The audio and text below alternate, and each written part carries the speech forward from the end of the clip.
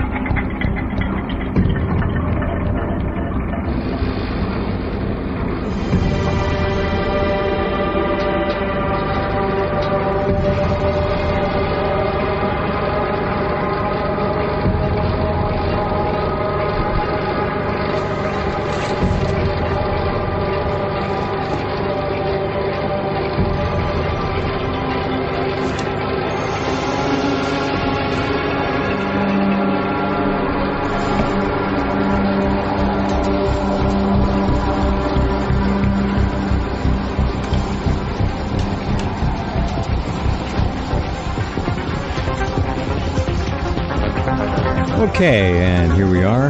Another Thursday already. It's the 11th of December, moving right along. First hour tonight, Gerald Celente. What more can you say than we've said before? Trends Journal. History before it happens. I'm looking at a PDF here right now. This is an extra. It's a special edition, so to speak, our 2015 forecast. First look at the critical trends that will affect you. And I mean all of you. I don't care where you're listening around the world. Most of these things will have a ripple effect, whether it's tiny or large, depends on where you are and what you're doing. But trends are trends. And we are in a planet now that is a very small little teacup, relatively speaking, compared to what it was 100, 150 years ago. Hello, Gerald. Welcome back. How are you? I'm very well. Thanks for having me back. Always my pleasure. How hard was it to look ahead? And I say that because we are being deluged constantly with unbelievable amounts of deceit, deception, fraud, negligence, egomaniacal lunatics killing people halfway around the world in our name, in the name of democracy. Manipulations everywhere you look. Were the muddy waters difficult to decipher and decode? How tough was it? Well, on some areas it's really difficult, particularly when you look at the economy. You know, all this behind the scenes. As we speak, they're trying right now to hammer out this $1 trillion budget, I guess. Well, you know, that's part of it, but the other thing is when you start looking, like, for example, you know, we would have thought this thing would have collapsed a long time ago. And then all of a sudden they'll shoot out a QE, you know, quantitative easing. Have you ever heard of that one? It's like they change an IV drip on a dying patient. Yeah, and then they'll do 1, 2, and 3.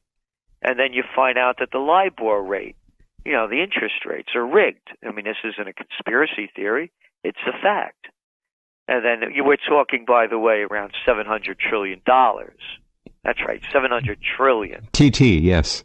Yeah. And then you look at the Forex. And what's that? Well, that's the currency markets, and they're running about $5.3 trillion a day. Not making it up, they're rigged. It's a fact. And then you look at how they're rigging the markets with these record low interest rates. Oh, yeah. This is unprecedented in modern history. Did you mention gold also? Fraudulent as it could possibly be. Yeah, matter of fact, one of the top trends we have is the grand manipulation. And by the way, it's written by Dr. Paul Craig Roberts, who, of course, was the former Assistant Treasury Secretary under Ronald Reagan. And we're looking at, he writes extensively. how they're shorting gold with the paper trades when the markets are trading very thinly, like the day after Thanksgiving, and all of a sudden, as soon as the markets open up, zap, they're dumping tons of gold on the market, shorting it. And then you look at the other areas where, well, as I was mentioning, interest rates. Do you realize the Fed has not raised interest rates since 2006, and now we're going into 2015. 9 years. You got to be kidding. Nope. That's hard to believe. I know. Wow. Now that's how could that sneak under the radar of all these economic pundits who are all over the mainstream media with their pretty faces or ugly faces flapping their gums, and nobody says that. I would not have bet that. That's amazing. That's a fact. So when we're looking at what's going on, the manipulation behind the scenes is beyond what anybody could dream. And it's not only here. Look what they did over there in Japan with Abenomics. The first round of their quantitative easing was the equivalent in GDPs of 4 times ours. And then that failed. They're in a recession. And you looked at their September quarter GDP, third quarter GDP. Yeah. It was down 7.2%. So what do they do with? I got an idea. We'll double up on it. So they do. They double up on it, and they now it's the equivalent in GDP terms of would be like the Federal Reserve pumping out $3 trillion a year. Wow. So And it's the grand manipulation. Yeah, and the great Japanese electorate just gave Abe an overwhelming endorsement and reelected the guy. How are they going to survive this? Their economy is in recession. They're covered with radiation. I guess they're going to try and misdirect people by talking about the Olympics are coming. Yeah, we're wonderful. Everything is all well and good. No, everything is not all well and good. And they're going to hold the Olympics right there in Tokyo Bay, much of them, where they're dumping this radioactive ash from all these huge municipal incineration plants. I mean, it is really crazy, Gerald. Crazy. I know. Well, the world is crazy. I mean, you look at the leaders of the world, and it's a freak show. And we write is about it ever? that as well. Oh, perfect word. Perfect. Name the look. Let's just look at home. How can any self-respecting person look up to a Pelosi, a Feinstein, a McConnell, or a Lindsey Graham, an Obama, or a Bush, or a Clinton? And what are we going to have again as we go into 2016? Another Clinton and another Bush. And then you go around the world. Abe, Angela Merkel, little boy Fonzie Renzi over there in Italy, Hollande. I mean, it's a joke. Hollande has already had scandals, several, and who's making a comeback in Vive la France? But the little dwarf himself. The little Sarko is coming back. He's leading the opposition in France. It is a freak show. It is a carousel of freaks. It's freaks. They're freaks. Round and round it goes. And then what happens, Jeff, is that the people argue, my freak is better than your freak, and my freak is less of a freak than your freak. We'll call it a lesser of two evil freaks. Now, they'll argue. They'll fight with each other. Oh, yeah. And Sarkozy, by the way, that's the little slimy guy that pushed for the overthrow of Gaddafi. And you see what a wonderful time they're having over there in Libya, since our Nobel Peace Prize winner, piece of crap, they should call it, launched along with Hillary Clinton, Samantha Powers, and Susan Rice. Don't forget Valerie. Yep, pushed for the overthrow of Gaddafi. We're going to have a humanitarian mission. We're going to save those people. Yeah, just like, remember the humanitarian mission we're going to save those Christians on the mountain in Iraq and them Yazidis. We're not going to go in there. No, it's not going to be any more war. No. This is a humanitarian mission, boys and girls. What we have seen in the last 20 years is really astounding when you think about it. It's over the top. We've seen this country and its handlers go in and literally destroy modern, beautiful, well-functioning, intelligent, wise, economically sound countries. Afghanistan, perhaps last. Certainly, Gaddafi's Libya was a shining example of what a leader can do for his people with its natural resources. That country's loaded. And then Iraq, the biggest and most tragic example of all. And how many people have you folks who live over here in the U.S., formerly U.S., killed? 5 to 6 million human beings. A true Holocaust. This is just out of sight. It's unbelievable. And everyone, Gerald, is so desensitized by the freak show that they don't look like freaks to them anymore. They don't notice. Now, it's not everybody. Your readers are different. Okay, my listeners, I hope, are all different. But my God, the average person, they don't know anything. I asked I got to say one more thing. I asked a very intelligent man, a retired doctor. I said, what do you know about the status of Fukushima? And he looked at me and he said, what is that? Yep. He didn't know. He didn't know. Ladies and gentlemen, let me be the first to tell you if you haven't heard. Orcas, killer whales, they're dying. They will be extinct all along the Pacific West Coast here within the next 3 years. There's not one orca baby whale that has been born since 3/11 that has lived beyond a year of age. They're on the way out. They're all emaciated. They're not acting right. They don't call out at night and talk to each other. They're dying. The whole West Coast is dying. You don't hear a goddamn thing about it in the mainstream media. Nothing. Nothing. And you know what the big story, of course, is that Sony was hacked. You know, everybody knows about that. Oh, yeah. And they'll know about what they said about Angela Jolie, whatever her name is. And, they'll know about junk like that. And like you said, they don't know of Fukushima. And they're over here on the West Coast. They're breathing it in low levels.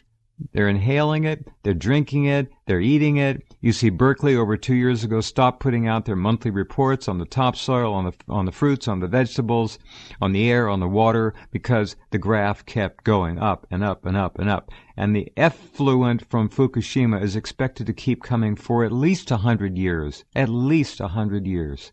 Doesn't that mean it's totally out of the news? Never hear a totally damn nothing. Oh, and here's another thing.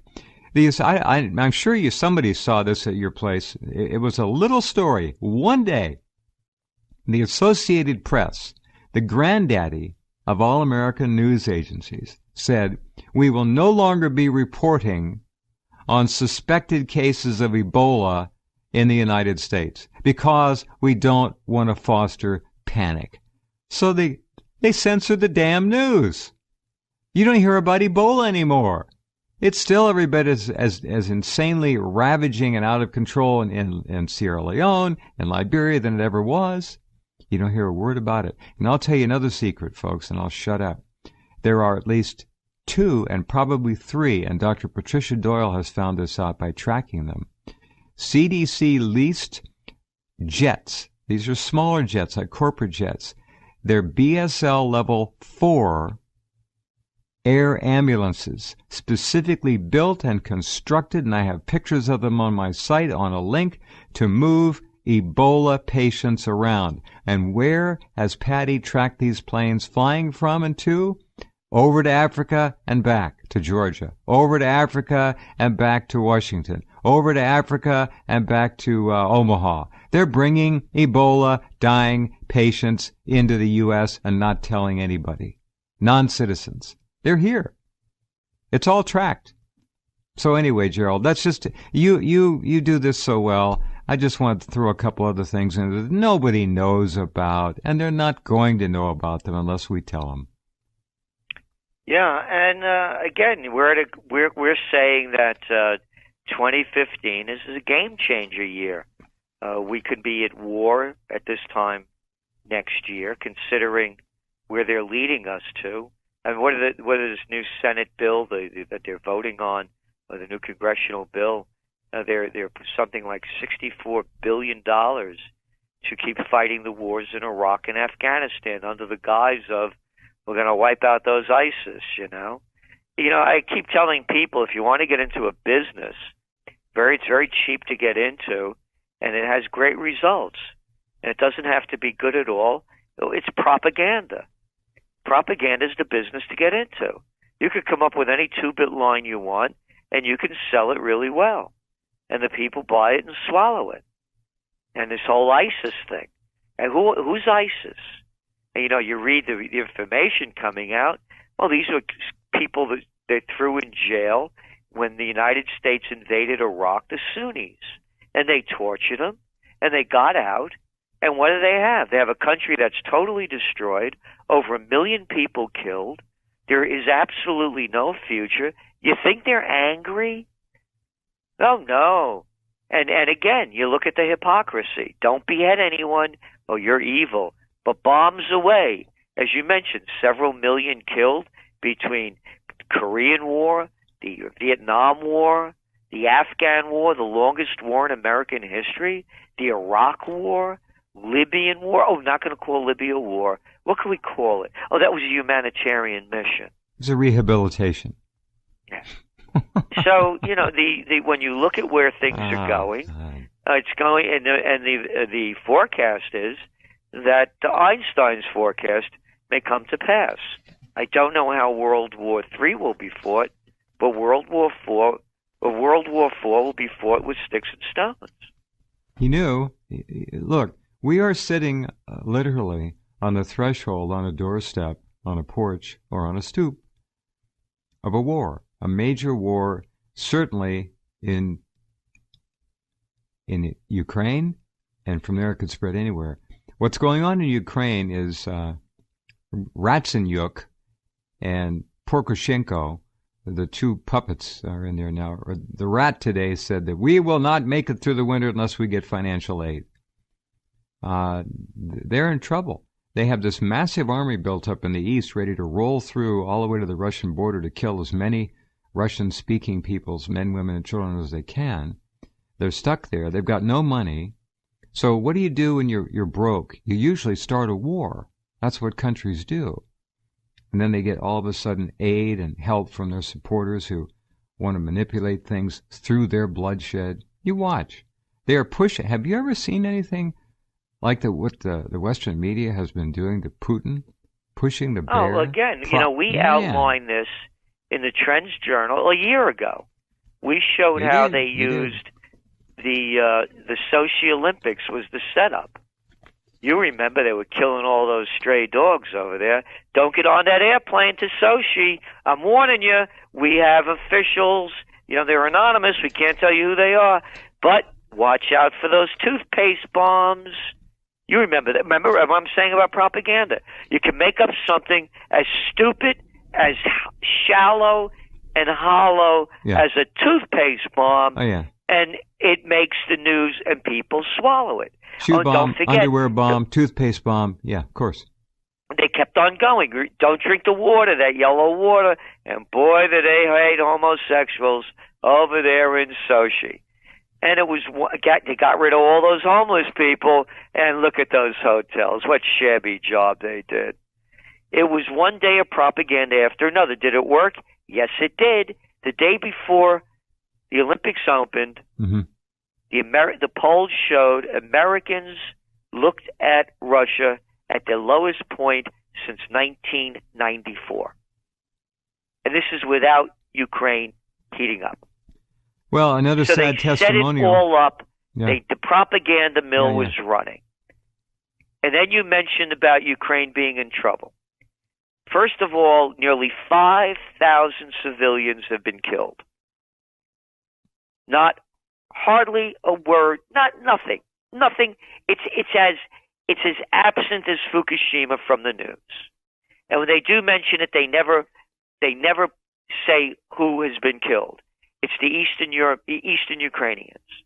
Number two on that. A year ago to the date almost, I think it was either the 12th to 13th, at the Washington Press Club, Victoria Nuland, the Assistant Secretary of State. Vicky, yes. Vicky, the wife of, who's that crazy guy, Robert? Strange. Kagan?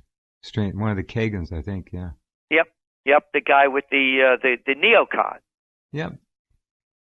She is at the National Press Club. Anybody could go to Google, look it up. Brought to you, and there she is. Over her left shoulder is a sign of Chevron, over her right Exxon.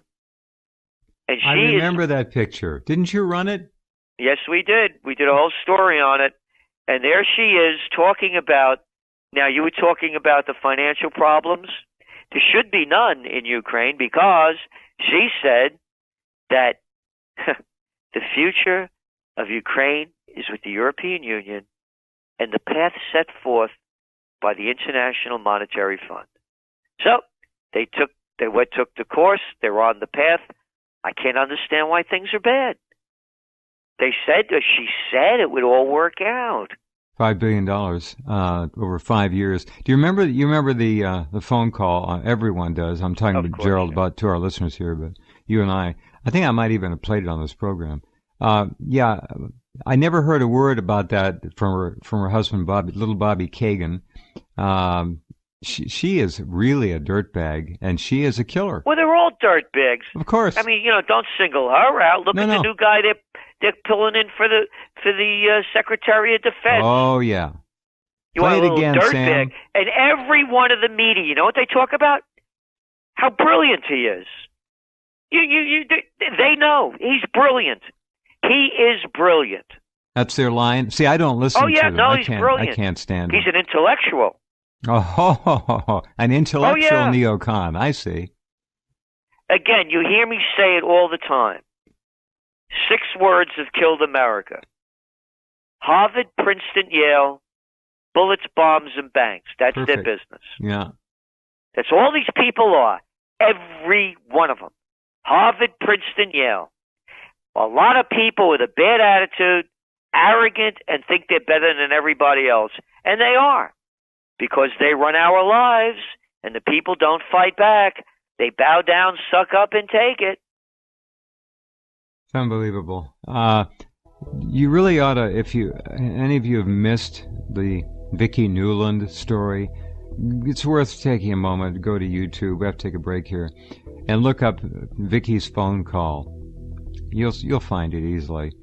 What a couple! Bobby Kagan, her husband, the son of Jewish scholar Donald Kagan, sterling professor of classics and history at Yale University. Do you get it? You heard Gerald, didn't you? That's where all these creeps come from. All right, hold on. We'll be right back. Trends.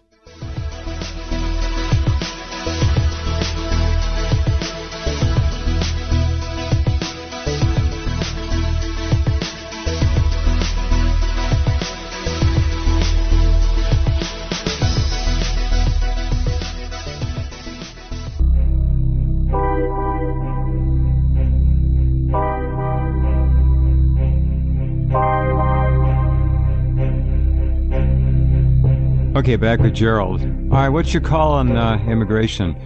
He hasn't actually signed the executive order yet. People are acting as if he has. Obviously, the Republicans I don't want to call them what they should be called, are bending over backwards, forwards, and sideways to work together. We're being sold out, left, right, center. The whole political continuum is nothing but a betrayal. And where do you see the immigration situation here in 6 months, 5 months, 3 months? Where's it going? I don't know, but what they're going to. The latest poll that came out shows only 36% of the people that support the immigration bill, and 60% opposed. And but why should they do anything that we want? Exactly. And again, I've been writing about this since I've been in 1989, my first big book, Trend Tracking, far better than Megatrends, Time Magazine. I was writing about the immigration issue and who was behind it. And then, of course, in Trends 2000, and showing in detail how the more illegal aliens came into the country, immigrants, and the more immigration happened, the lower wages went. And the big pushers behind it in the earlier years when we used to have a thing called manufacturing was the National Association of Manufacturers to bring in cheap labor. Sure. And even reports coming out from, of all people, the Council on Foreign Affairs was even showing the dangers of mass immigration coming into the country and how it would drive down wages. And that's all it is. And then, of course, the Silicon Valley people pushing it like Zuckerberg is with his billions because they want to bring in more people with H-1B visas so they could pay them a fraction of what they have to pay our people. Yeah. He's in China. Apparently the Chinese haven't taken to his Zuckerberg charm either. And again, another freak for the carousel of freaks. You ought to have some artists do that, and just many freaks as you can put on heads that you can see on the carousel going round and around. And so when you look at it and where it's going, they could care less. And to keep bringing these people into the country when we can't take care of our own is an atrocity. May I suggest one thing? When we won't take care of our own. When we won't take care of our own. Look what happened in Detroit last week. The electricity went out. Yeah. And they have $64 billion to go fight ISIS. Yeah. I mean, come on. We won't do it. We have mandated that the best medical care that this country can conjure up has to be given to illegal immigrants from any country above Americans. Yeah, so again... Now, that's suicide. Yeah, it's suicide, and we have the suicide squad that's running the show. Again, look at you. How could they bring back Cheney shooting his mouth off about what a lot of crap, used to his words, this report is about the torture from this, and they actually quote this guy? Yep. He should be brought up on war crime charges. Yep. They should take away his... And they all suck up to him and bow down, one after another. There's one sicko after another.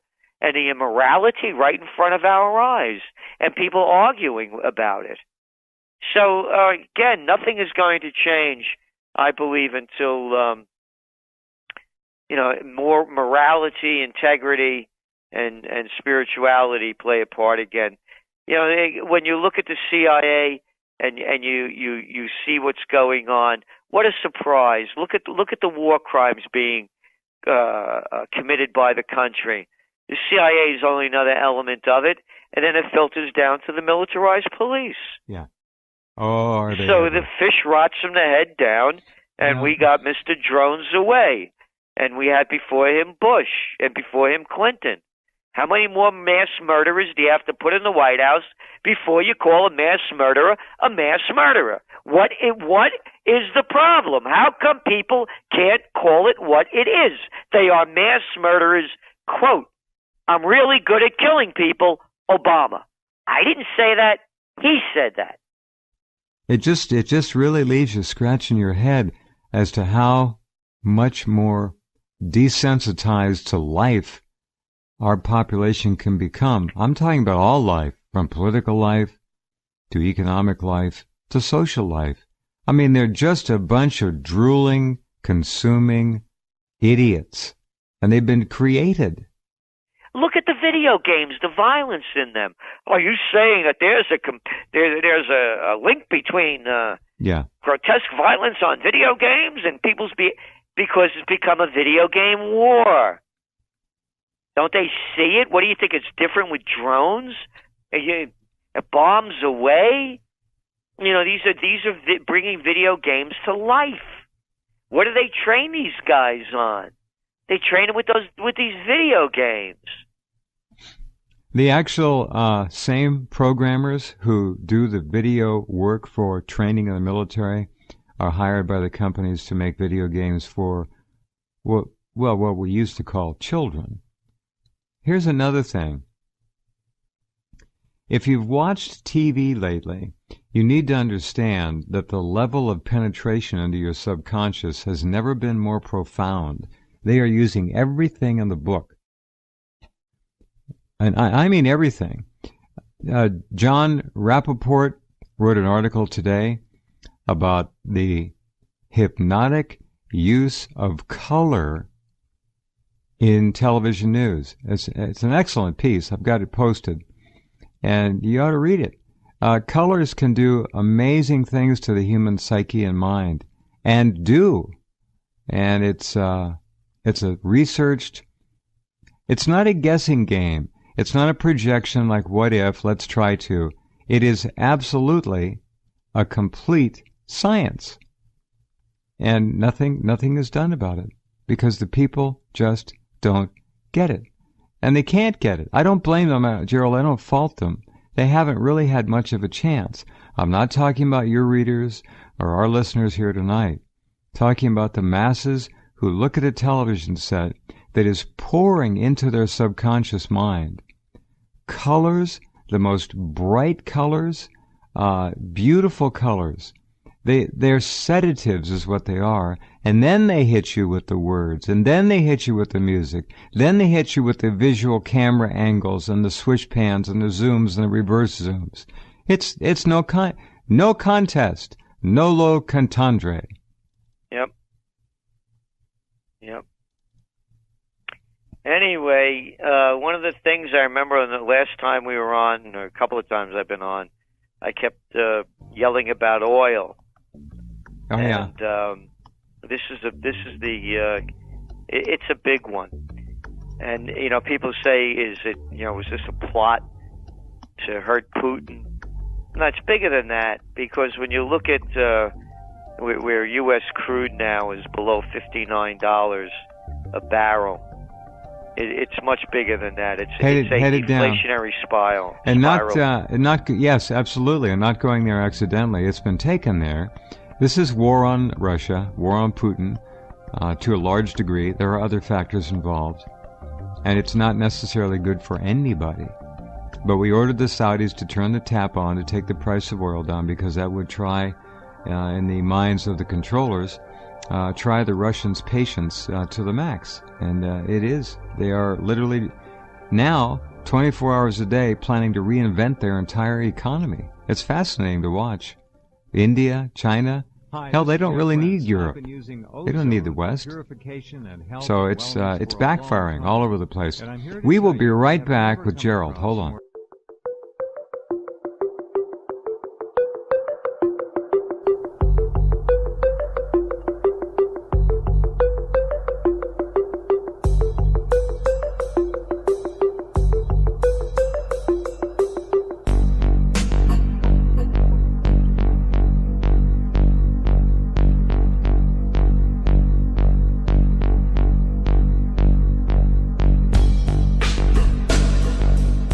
Okay, and we're back.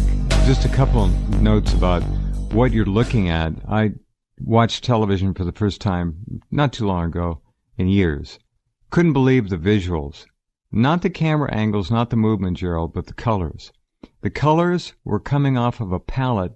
This is HD stuff. So vivid and so bright, they were mesmerizing. Now, John Rappaport wrote an article today. I'm just going to read a little bit of it if you don't mind, because it does point out something I want all of you who watch television to take note of. He says, some people would call it simply an effort to please the audience. Well, pleasing the audience during a national news broadcast isn't the objective, unless ratings and viewer numbers and ad revenues and distraction from facts is actually the plan. And, of course, it is. Just now I forced myself to watch a rebroadcast of Wednesday night's NBC News with their golden boy, Brian Williams. But Brian wasn't golden. He was blue, which happens to people, and it happens to also be people's favorite color in television news and in multiple surveys. Restful, calming, blue. Here is what I saw in the first 5 minutes. I couldn't handle anymore. I urge you to go in at NBC, at their site, and take a look for yourself. Brian was wearing a blue suit. All the backgrounds for captions were blue. Small screens behind Brian were blue. Brian's desk panels were blue. The surface of the desk reflected vague tints of blue. The lead story of the CIA torture report featured blue in the CIA seal. Andrea Mitchell, who was covering the report's release, was wearing a dark blue outfit. Behind her, the Capitol dome sat in a blue sky. A psychologist named Mitchell, an architect of the torture program, was interviewed. His shirt was partly blue, and he was wearing blue jeans, of course. The NBC reporter interviewing him was wearing a light blue shirt. A map of the world appeared on screen, sitting in a field of blue. Behind Andrea, the background was filled with objects of different blues. Reporter Dana Priest was interviewed for the story. A piece of the background behind her was blue. Michael Hayden was interviewed. He was wearing a blue suit. All right, enough. You get the picture? This is all staged.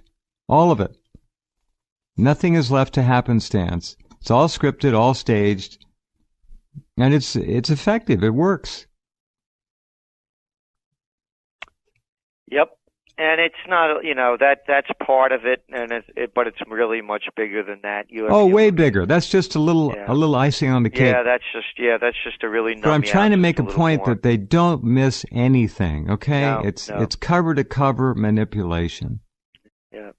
Anyway, I was talking about oil, and it's bigger than oil. You're looking at commodities from corn to copper. You go up and down the list, iron ore, a ton of reinforcement rod in China is cheaper than a ton of cabbage. So there's oversupply of product around. Say that again. A ton of rebar. A ton of like rebar, reinforcement rod. Yeah, is cheaper in China than a ton of cabbage. That's how much oversupply there is. So when you're looking at these oil prices, this is bigger. This is yes, there is more supply on the market. Demand is down across the board. And again, one commodity after another. And you're looking at the commodity, the resource-rich nations are all taking a hit, with their currencies, whether it's Brazil, Australia. If China's not manufacturing, they're not selling. And if we're not buying and the Europeans aren't buying, the Chinese aren't making. So this is very serious. And that when you talk about a depression, that's what a depression is. It's not only people out of work, it's depressed prices. And that's what we're moving into. It's really serious. You're looking now, as I mentioned, with oil prices, you have West Texas at $59 as we're speaking. They can't make money pumping this stuff out in a lot of areas. And what you have, Jeff, is some 25% of all of the junk bonds out there are from this energy boom. So figure it out. Yeah. Oh, yeah. This thing is huge. And when you go back to the crash of 87, this is what happened just before it.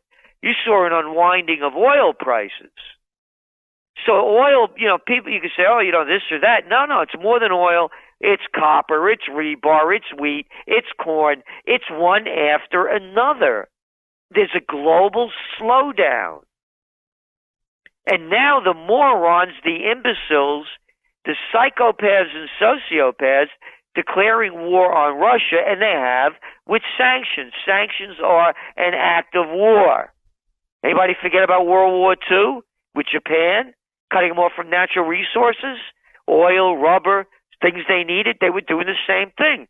Japan was devaluing their yen and exporting more and undercutting other players in the market, so they paid for it. And I'm not saying the Japanese weren't doing dirty deals either. I'm just saying that was part of it. So what do? Europe is already in a terrible slowdown. You saw what happened to the Greek markets this week. On Tuesday, the damn thing was down. The market was down 12%. Yeah. 8% yesterday. That's so fine. one after another. So what do? I got an idea. Let's make it worse.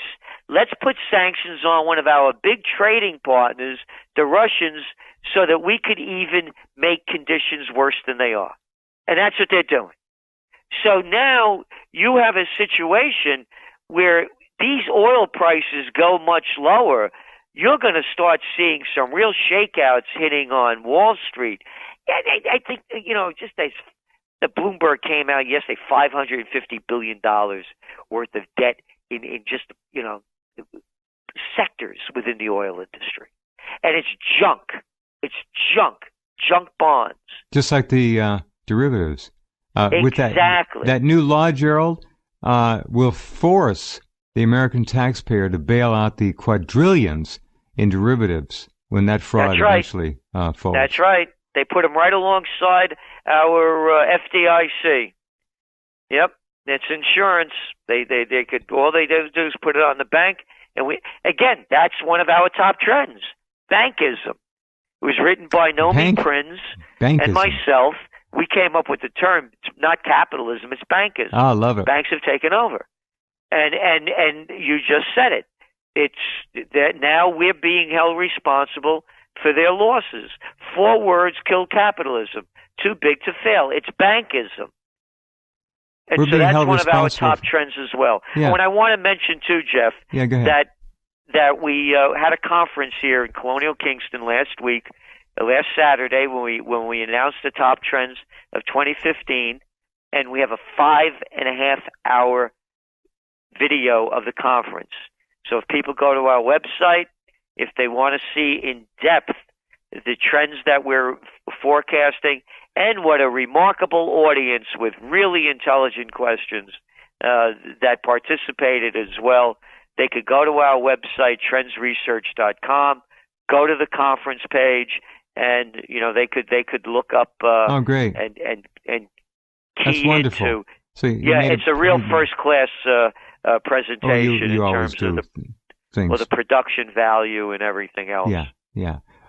So you put it in the public domain. It's out there. Everybody can participate. I would like all of you. I haven't seen it. I'm going to try and get there and take a good look, because the way Gerald does things is so classy, and Kingston is such a beautiful place. Just I'll bet the whole aroma, the intellectual aroma, was fascinating to be there. We had 3 conferences this year, and every one of them, the people that attend them, the camaraderie, the like-minded people, the discussions, the information, because one of the things we're talking about also, one of the top trends for 2015 is takeover. And we're talking about these trade deals. They're not trade deals at all. Trans-Pacific partnerships and on and on. These aren't trade deals. These are deals where multinationals are going to be writing the laws and making the laws. And so I start talking about it, all of a sudden the information coming out from other people in the audience. Oh my God, it was astounding, the new information that I'm learning about from the people that are also attending. So it was really a great group of people. Nice. Okay. Tell our folks how to get subscription. Give a little pitch here we need to do so we keep people updated. Trendsresearch.com. Trendsresearch.com, top trends. We just came out with them this week to our subscribers.